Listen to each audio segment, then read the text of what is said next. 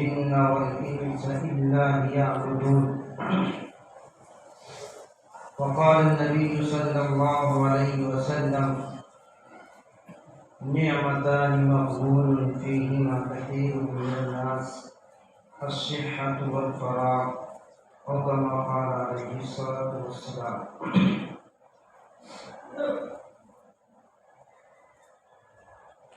محترم بزرگوں اور دوستوں،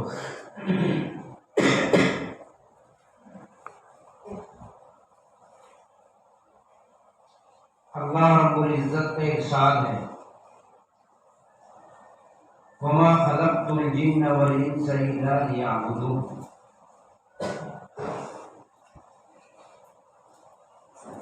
میں نے انسان اور جنات کو محض صرف اور صرف اپنی عبادت اور بندگی کے لیے پیدا کیا ہے. گویا اس آیت میں اللہ رب العزت نے زندگی کا مقصد بیان فرمایا ہے کہ ہم کو جو زندگی ملی ہے اس کا مقصد کیا ہے. زندگی برائے بندگی ہے. زندگی دی گئی ہے عبادت کے لیے، بندگی کے لیے. عبدیت اور بندگی کہتے ہیں غایۃ الذل والانقضاء. بندہ اللہ رب العزت کے سامنے انتہائی درجے عاجز ہو، اللہ رب العزت کے سامنے اپنا سر خم کر دے، اپنا سر اس کی بارگاہ میں ڈال دے.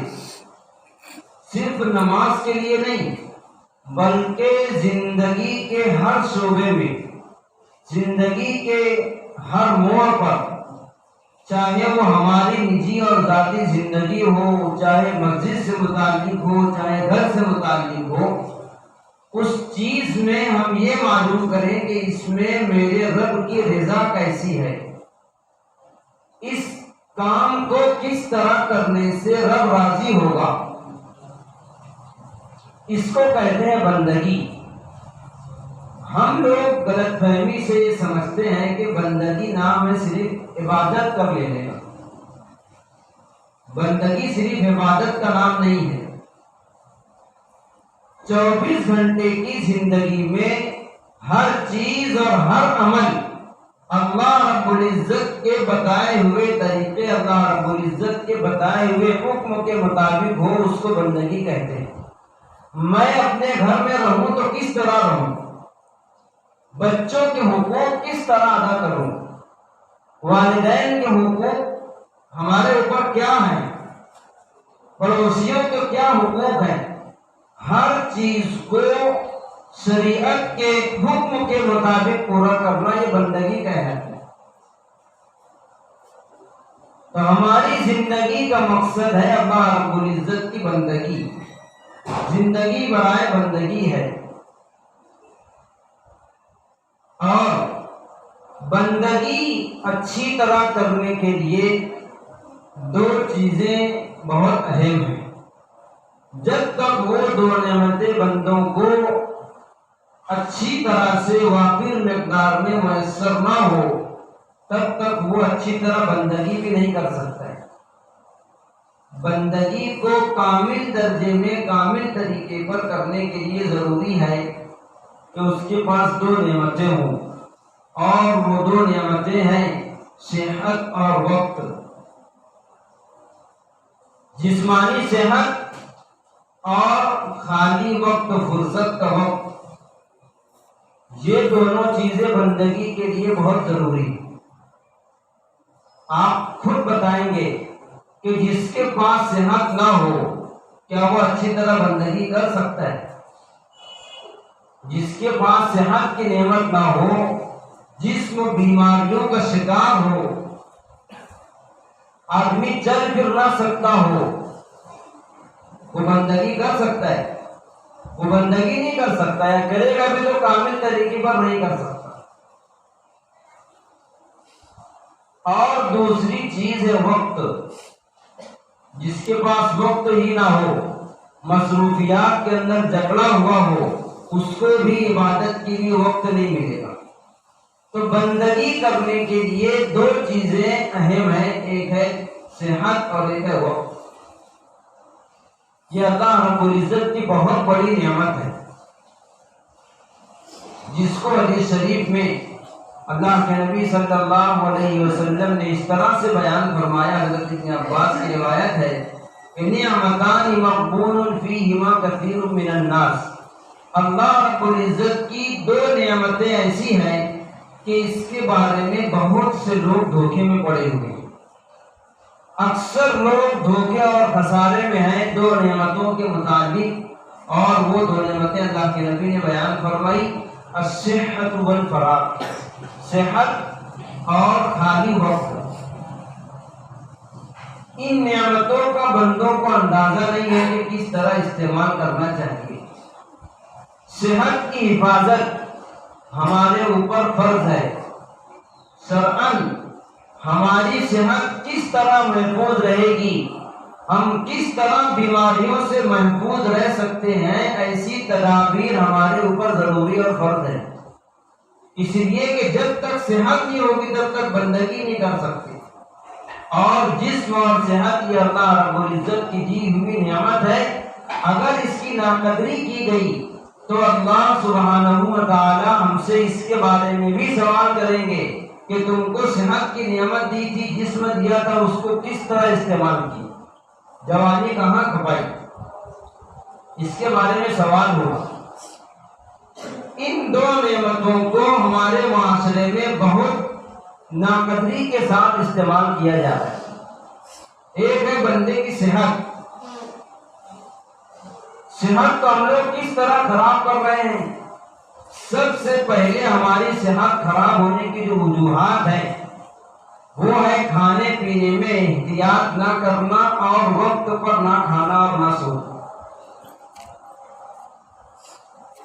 کیسی بھی غذائیں بغیر کسی سوچے سمجھے استعمال کر لینا، ہمارے جسم کے لیے کون سی غذا موافق ہوگی اور کون سی ناموافق ہوگی، اس کو بغیر معلوم کیے تیل ہے، مسالہ ہے، ایسی چیزوں کو استعمال کرنے سے ہماری صحت متاثر ہوتی ہے،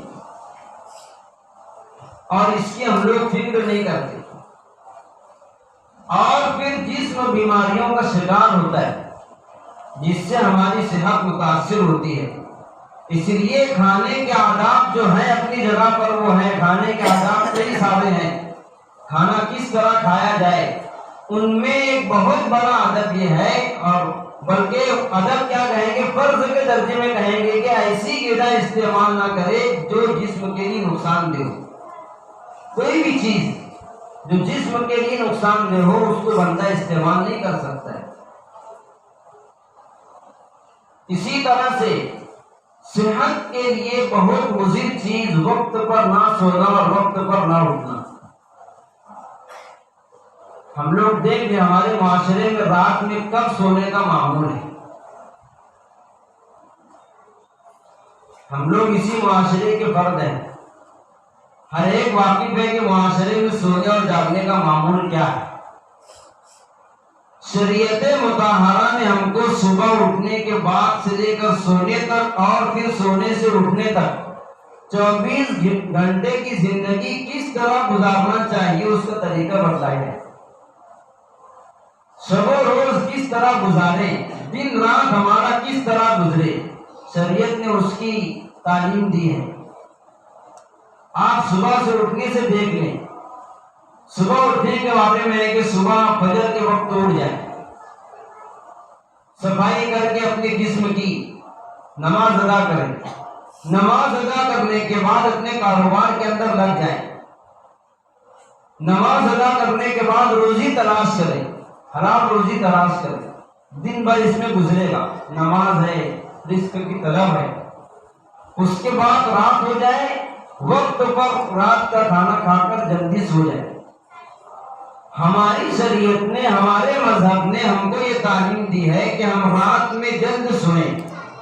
عشاء کی نماز پڑھنے کے بعد حدیث شریف میں ہے لا سمرۃ بعد العشاء، عشاء کی نماز کے بعد بیٹھ کر قصہ گوئی کرنا، گپ شپ کرنا درست نہیں، جائز ہی نہیں ہے، کہ آپ رات میں بیٹھ کر وقت ضائع کریں. ہمارا معاشرہ اس کا بہت زیادہ شکار ہے کہ رات میں بلا کسی ضرورت کے، بلا کسی مقصد کے لانے کے اندر گزارتے ہیں اور رات میں تاخیر سے سوتے ہیں. نیند برابر اور پوری نہ ہونے کی وجہ سے جسمانی صحت متاثر ہوتی. اس لیے شریعت پر عمل یہ ہے اور سونے کے آداب میں بڑا ادب یہ ہے کہ رات میں جلد سو جائے. عشاء کی نماز پڑھنے کے بعد کھانے پینے سے فارغ ہو کر معمولی سبق تو اپنے اہل و عیال کے ساتھ گزار کر جلد سو جائیں. جلد سونے سے صبح جلدی اٹھنے کے اندر مدد ملے گی. ہمارا پورا نظام متاثر ہوتا ہے رات میں دیر سے سونے کی وجہ سے. جہاں ہم رات میں دیر سے سوئیں گے وہاں صبح ہماری آنکھ دیر سے کھلے گی. نیند پوری نہ ہونے کی وجہ سے دماغ ہمارا توازن پہ نہیں رہے گا، دماغی توازن برابر نہیں رہے گا. یہ سب خرابیاں رات میں دیر سے سونے کی وجہ سے. اچھا، رات میں دیر سے سونا بھی کسی ایسی وجہ سے نہیں ہے کہ ہم کوئی دین اور دینی تعلیم سکھاتے ہوں یا کوئی اچھا کام کرتے ہوں. فقط گپ شپ میں اور لایانی چیزوں کے اندر گزرتا ہے. ان دنوں آپ دیکھ رہے ہیں کہ پولیس انتظامیہ رات میں ہم کو ڈرا کر دھمکا کر اندر کر رہی ہے. یہ تو ہم کو ہماری شریعت نے تعلیم دیا تھا کہ تم رات میں جلد اپنے گھروں کے اندر ہو جایا کرو، نہ یہ کہ ہم کو کسی دوسرے کے ذریعے سے کرنا پڑے.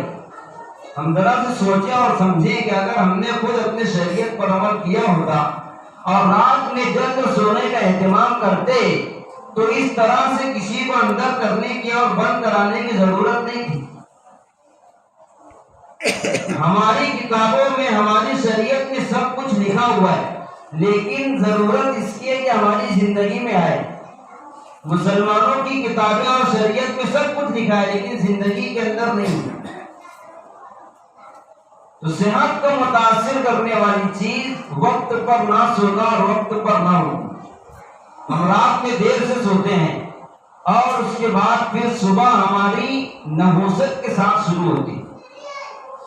جو مسلمان صبح میں فجر کے وقت سوتا رہے یقیناً وہ بے برکت ہے، بے برکتی کی جڑ ہے. مسلمان کے دن کی ابتدا فجر کی نماز سے ہونا چاہیے. یہ تو بہت اعلیٰ شان ہے اور بزرگوں اور صالحین کا طرز ہے کہ مسلمان کی ابتدا تہجد کی نماز سے ہو. لیکن ہمارے لیے تہجد کی نماز نہیں تو کم سے کم فجر کی نماز سے ہمارے دن کی ابتدا ہو. فجر کے وقت مسلمان کی شان نہیں ہے کہ وہ سوتا رہے اور فجر کی نماز کے بعد اپنے کاروبار کے اندر لگ جائے.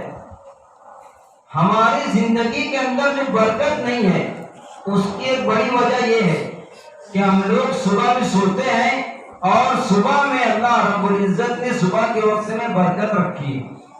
اللہ کے نبی صلی اللہ علیہ وسلم کی دعا ہے، اللہم بارک لامتی فی بکورہا، اے اللہ میری امت کے صبح کے وقت میں برکت عطا فرما. اور ہم لوگ اسی برکت کے وقت میں سوتے ہیں تو کہاں سے برکت میسر ہوگی؟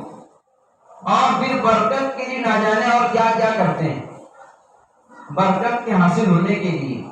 حضرت صخر غامدی رضی اللہ تعالیٰ عنہ حدیث کے راوی ہیں، کہتے ہیں کہ اللہ کے نبی صلی اللہ علیہ وسلم جب بھی اپنا لشکر یا جہاد کے لیے کوئی جماعت روانہ فرماتے تو فجر کے بعد اول النہاری، صبح ایک دم پہلے وقت میں روانہ کرتے.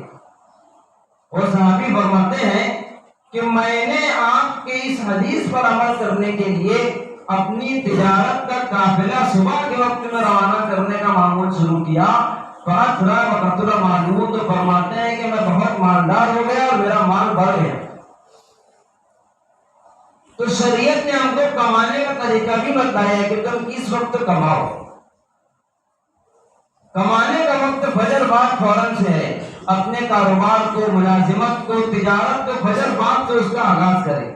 پھر دیکھیے اللہ رب العزت کی برکت. صحت کو متاثر کرنے والی چیز وقت پر نہ کھانا اور وقت پر نہ سونا. اس لیے ہر مسلمان کی ذمہ داری ہے کہ اپنے کھانے کا سونے کا وقت جو شریعت نے بتایا ہے اس کے مطابق کریں. یہ کھانے اور سونے کے آداب میں سے ہے.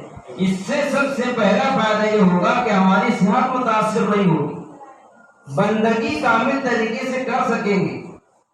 اور جو دوسری اللہ رب العزت نے نعمت ہمیں عطا فرمائی ہے خالی وقت, آپ نے فرمایا کہ اس کے اندر بھی بہت سے لوگ دھوکے میں ہیں کہ اپنے خالی وقتوں کو بہت غلط طریقے سے استعمال کرتے ہیں.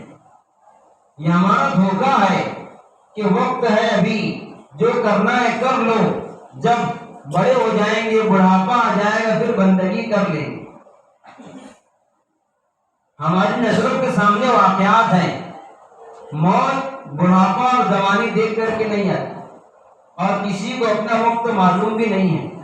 کس وقت کس کا وقت مکمل ہو جائے کسی کو اندازہ نہیں ہے. اس کے باوجود بھی ہم لوگ دھوکے میں ہیں کہ وقت کا صحیح استعمال نہیں ہو رہا.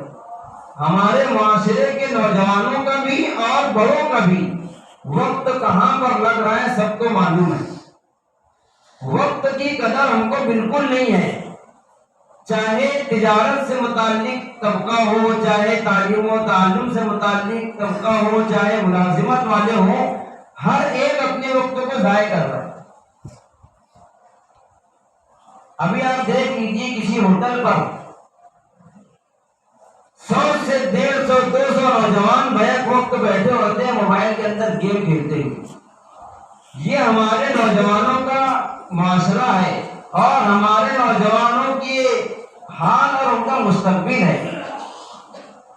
ان کو دیکھ کر کے لگتا ہے کہ ہمارا مستقبل کتنا تاریخ ہے.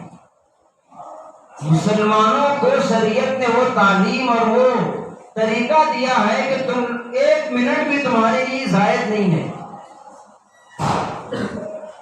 بہت افسوس ہوتا ہے دیکھ کر نوجوانوں کو کہ گھنٹوں موبائل کے اندر پاس کر دیتے ہیں.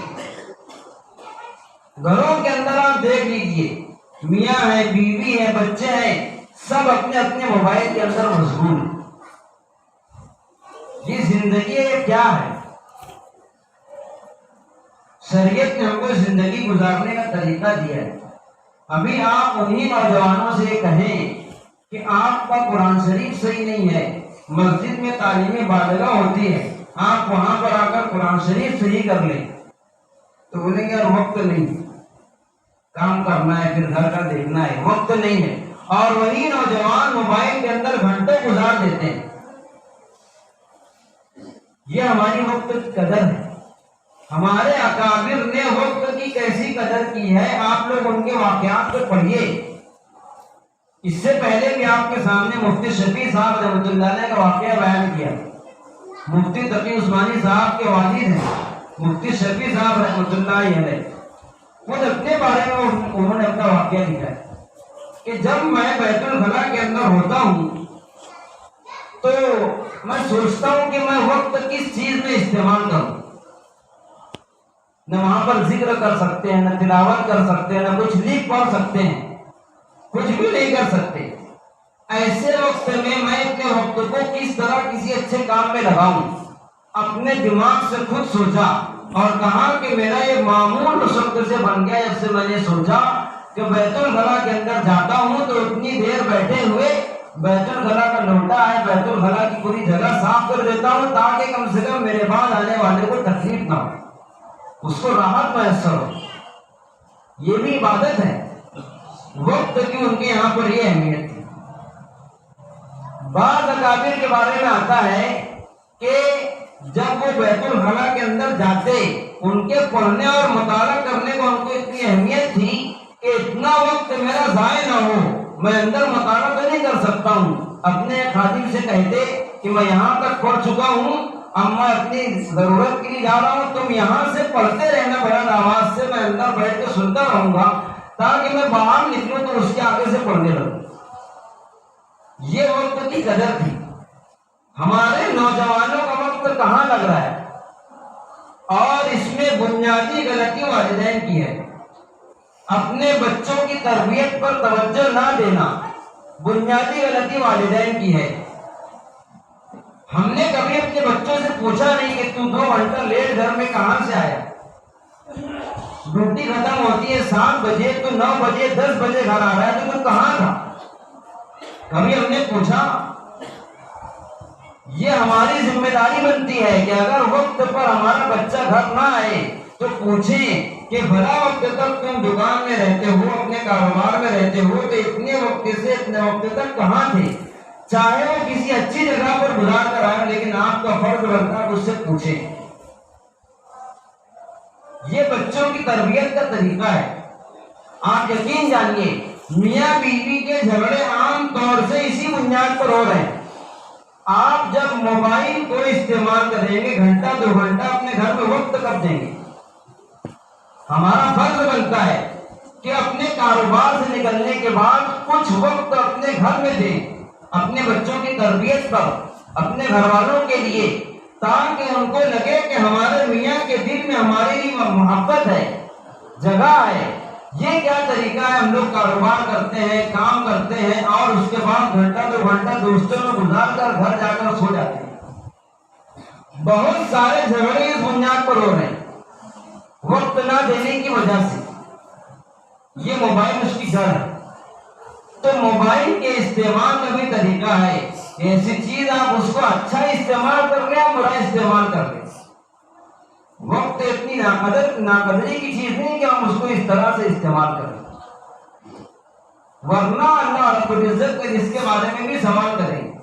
जिंदगी दी थी, वक्त दिया था, जवानी दी थी, कहाँ गुजारी? ये वालिदैन की जिम्मेदारी बनती है तरबियत के ताल्लुक से कि अपने बच्चों पर मुकम्मल नजर रखें कि वक्त कहाँ गुजारता है, उसका वक्त कहाँ कट रहा है। जिंदगी कब खत्म हो जाएगी किसी को अंदाजा नहीं है। 2 नेमतें अल्लाह के नबी सल्लल्लाहु अलैहि वसल्लम ने बयान फरमाई, एक है सेहत और एक है वक्त। इन दोनों नेमतों को अगर किसी ने अच्छी तरह से इस्तेमाल कर लिया, यकीनन वो कामयाब है।